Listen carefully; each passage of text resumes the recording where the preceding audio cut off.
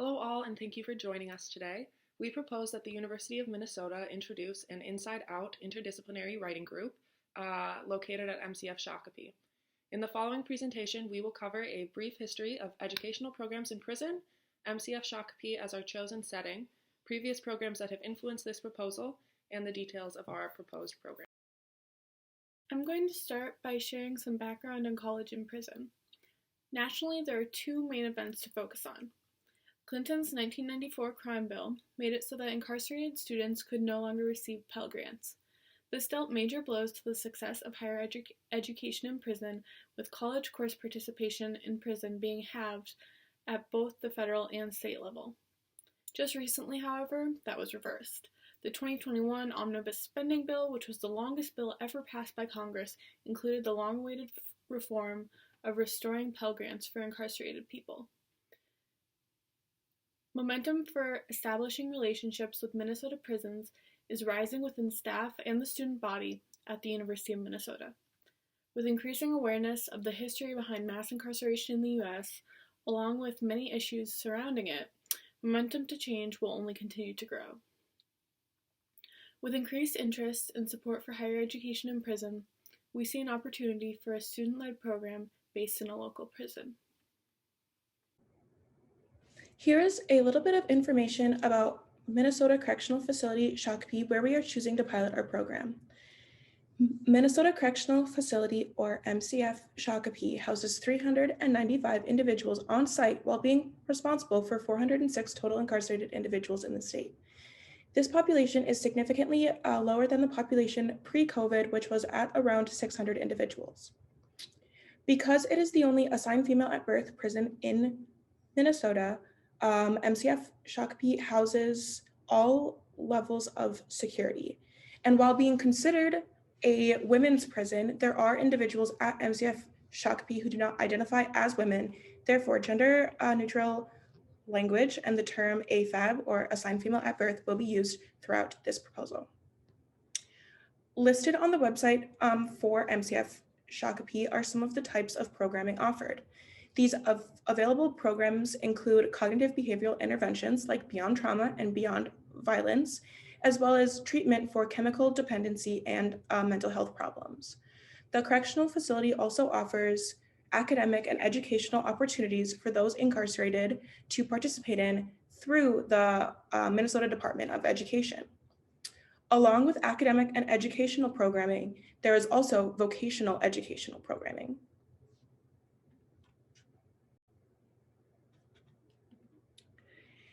Most of the individuals at Minnesota Correctional Facility Shakopee have completed their high school education, either through receiving their high school diploma or obtaining their GED. Those who have not yet completed their high school education are put in GED or high school diploma courses.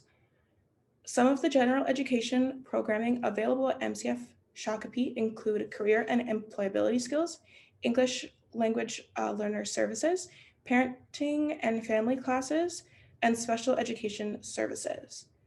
The correctional facility also offers on-site courses for incarcerated students to earn their associate's degree.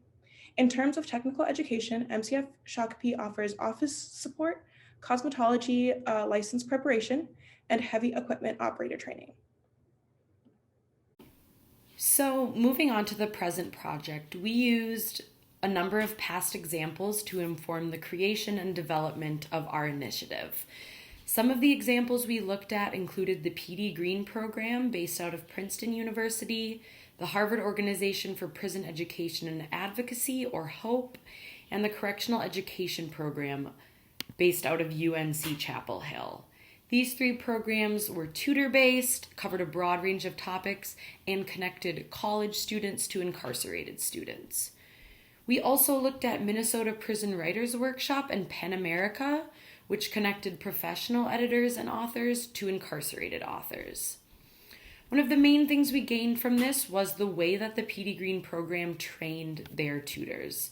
They used what was called a justice orientation approach. This approach involved learning about ethical engagement, avoiding carceral humanism, advocacy, and creating leadership roles that reimagine the carceral system. And we kept this justice orientation approach in mind as we were creating the modules for training people involved in our initiative. We also focused on the success of Inside Out programs in general. Inside Out programs refer to outside people or non-incarcerated people going inside a prison or jail and learning and working and collaborating with incarcerated people. There's a large body of research success that supports Inside Out programs for both non-incarcerated and incarcerated individuals. However, our group chose to just focus on the success and benefits for incarcerated individuals. One of the main things we learned is that providing and increasing opportunities for incarcerated individuals, giving them access to things that they have been historically denied, results in an increase in self-efficacy and self-esteem. We have developed the details and elements of the present proposal based largely on the background that my colleagues have just covered. So outlined here on this slide are 6 of the critical elements of our program. First is the relationship with the University of Minnesota. Formalizing and institutionalizing a relationship with the university is of critical importance to reaching the goals of this proposal. As Minnesota's largest and most resourced university and the only Research One university in the state, the University of Minnesota is in a uniquely privileged position to offer services to incarcerated students. This relationship would offer incarcerated MIWI participants access to the university's esteemed faculty and staff, as well as integral resources including library access. This relationship allows us to realistically achieve the following 5 elements of this program. So next is the inside-out orientation of the MIWI program. This means that incarcerated participants will be working and learning side by side with non-incarcerated students at the University of Minnesota. We've decided to organize our program in this way to give incarcerated students further access to university culture, university relationships, and also in part, sort of coincidentally, to expose university students to the carceral setting and the importance of education in these settings. It's also important to our program that it be multidisciplinary and led by experts in each respective discipline. As we've learned from the experiences of previous programs and from the experiences of incarcerated learners, a dignified education and one that's tailored to the interests of learners is critical for a positive and optimally engaging experience.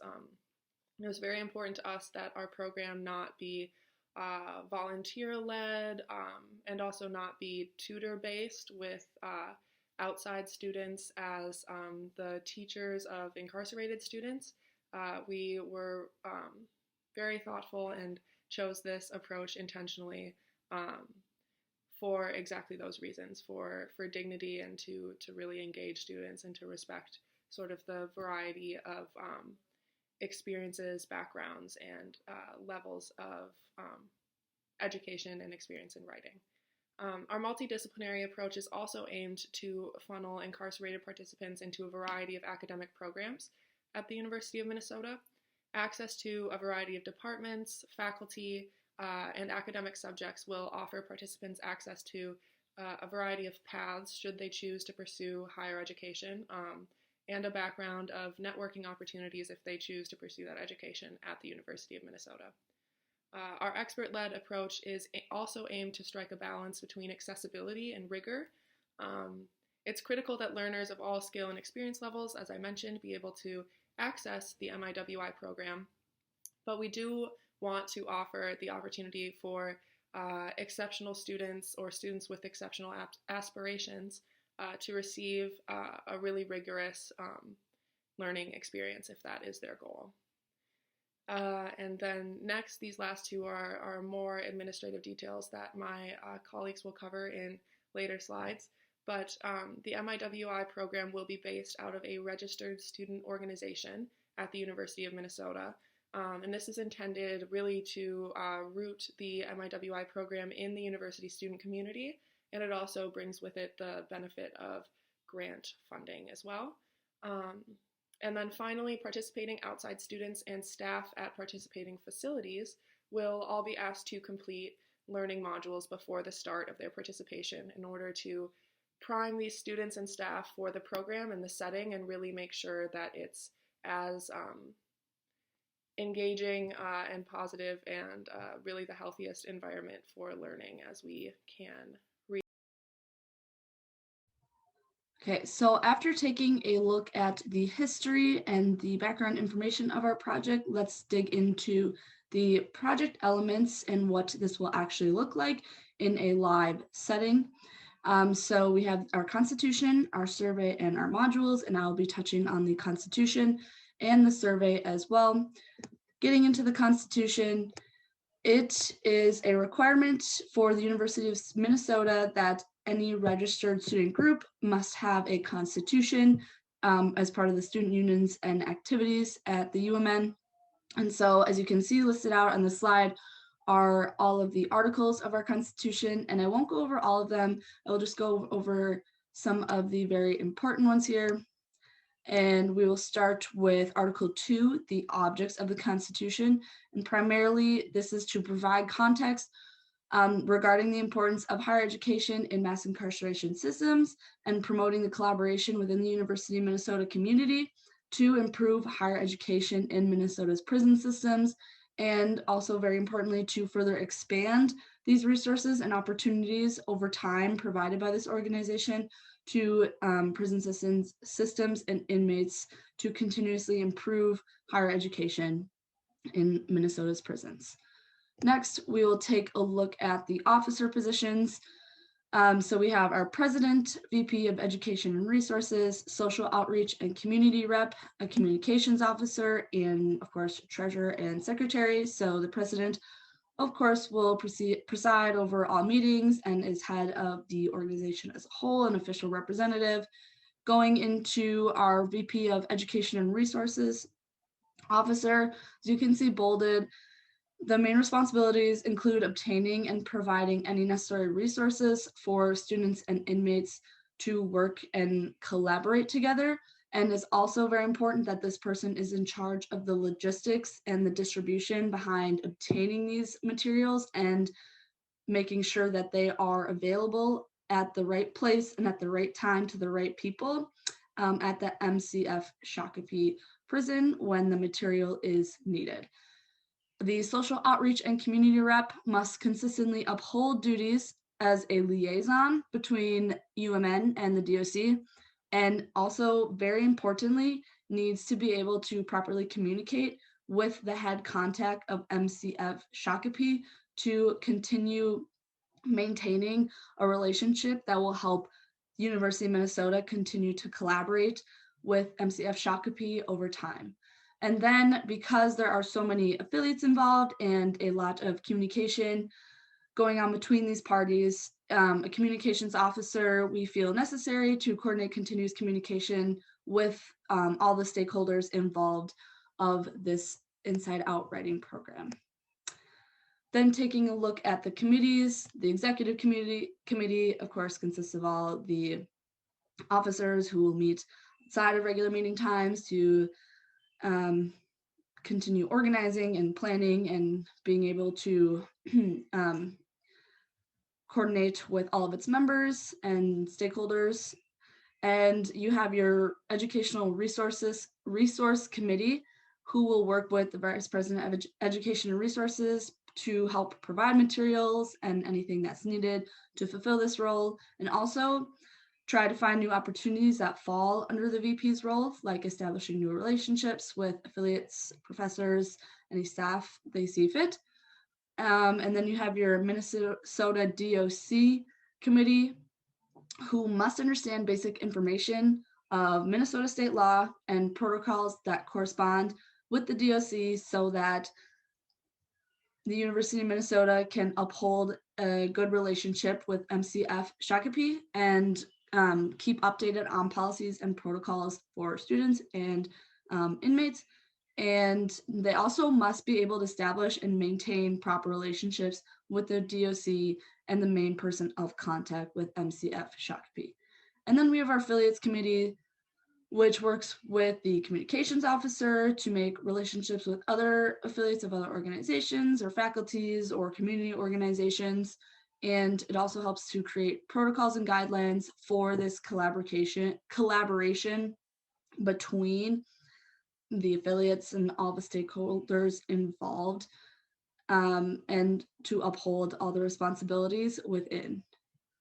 Now, taking a look at the survey aspect, so we created 2 surveys, one for UMN students and then one for current MCF Shakopee inmates. And we created this survey to get basic knowledge on the subject of higher education in prison from both parties, and then to see the interest from UMN students and inmates in their participation in a program like this.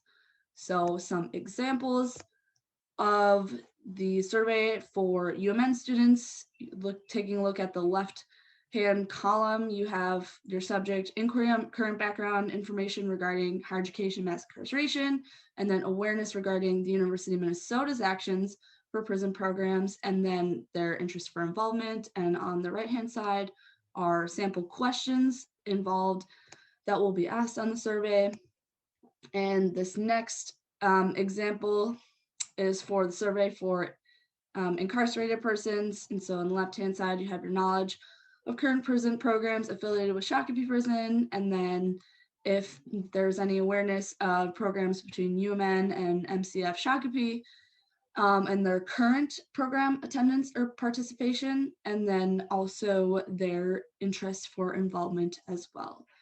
And I will now hand it off to Gwen to talk about the Canvas modules. Hi, my name is Gwen King-Lundy, and I will be explaining the Canvas module for students. So the purpose of this Canvas module would be to educate students interested in working with MIWI on the meaning of mass incarceration and criminal justice, to share the importance of their role as peers in this project, as well as to dispel any stereotypes that students may have about working with incarcerated populations. And the need for a Canvas module really came from inspiration from a Minnesota Student Association all-campus student report from 2019 that demonstrated the majority of students surveyed were not familiar at all with issues surrounding mass incarceration, the school-to-prison pipeline, recidivism, inmate labor, prisoners' rights, etc. So given the statistics of this report, we thought that it would be paramount for students participating to all have a common shared foundational knowledge before participating in this project. So this is why we chose to make the Canvas module required for all students interested working with the program.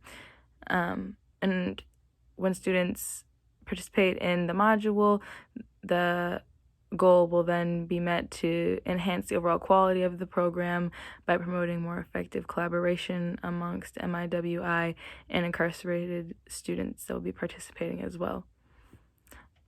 So how the Canvas module will function is that we will have a collection of educational content and resources broken down into 5 different sections. So our Canvas module style was inspired by the University of Michigan's online course titled Seeking Justice, Understanding Incarceration, and this was created by leaders of the Prison Creative Arts Project. Something different about our module is that the University of Michigan's module is over the course of 11 weeks. Ours will only cover 5 different subject areas, and students may do it on their own time. So the first section that we'll talk about is the history of mass incarceration in the United States. So the history of mass incarceration in the United States section is meant to give just an overlay of the carceral state in the United States and just give insight into the specific prison that students will be working with. And so the Shakopee Women's Correctional Facility, as well as explaining the demographics of the people that they'll be working with. The second part of the module will be education in prison, and the third will be the power of artistic expression in prison. So these 2 modules will really work for students to understand how writing can be a tool for these incarcerated populations to educate themselves and to explore any fields of academia that may intrigue them, as well as be a way of creative expression. So possible writing styles that will be edited in the program will range from scholarly research to poetry, and we just wanted to explain the range that will be offered in this program and what the benefits will be for the incarcerated populations participating in that. So that's what those two modules will explain. The fourth module will be a call to action through MIWI, and this will really explain the students' role in participating in the program and the importance of creating relationships that are appropriate and healthy with the incarcerated populations they'll be working with, which leads into the fifth and last module explaining the DOC guidelines.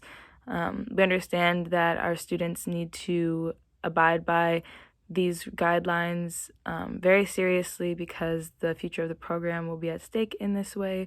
So this module will really be more focused on the rules that the corrections facility has and the importance of them not breaking any of the standards that it has in place.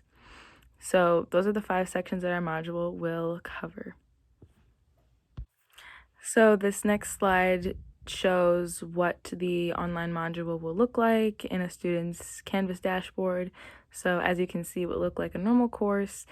Students may click on it and it will lead them to a different online module that will be demonstrated on the next slide. And they will be able to track their progress through here. And we, as administrators of the program, will be able to communicate with participants via Canvas as well, and they'll be able to ask us any questions as well. So it will not only serve as a learning tool, but also a way of communication for the board as well as the participants. This next slide demonstrates what the module will look like when students can click into it and begin. So there is still a series of 5 modules on the left-hand side of the screen. I was only able to demonstrate 4 modules, but students must complete each module in chronological order, and they're not going to be able to move on to the next one without completing the one prior. And students are able to track their progress on the individual modules given the bar of their progress shown in percentage, as well as it will show in the right-hand corner of the left-hand image their overall completion of the 5 modules together. So on the left-hand side of this slide, there is an example of what a module will look like. So this one is an example of the first module, History of Mass Incarceration in the United States. An example would be, what is mass incarceration? So students have the option to click to listen to the text or to read it on their own, and we really want these modules to be interactive for students, so we plan on incorporating mediums like videos, photos, artwork, testimonials from incarcerated persons, podcasts, etc. So we want this to be educational yet interactive for the students who are participating. And at the end of the 5 modules, we will have a sample quiz for the students to complete in order for them to participate in the project, just to make sure that they retain the information that was given in the module. So the next section of our presentation will explain the Canvas module that will be created for Shakopee facility staff. In addition to the Canvas module that we created for students, there's also a Canvas module created for the MCF Shakopee staff. And this is designed to encourage a habitable environment for learning within the prison system.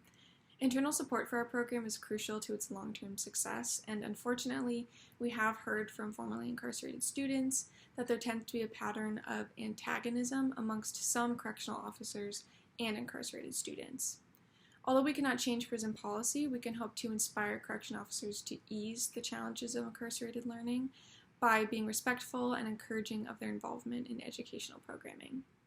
This module will provide prison staff with the necessary resources to be better supportive of incarcerated students, and it'll provide them with background information on our program, as well as research on the benefits of higher education in prison.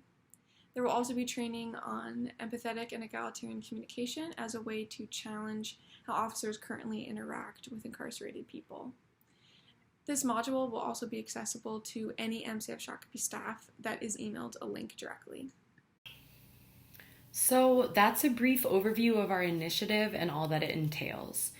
Moving forward, our hope for this project is that it's able to serve as yet another resource for incarcerated students.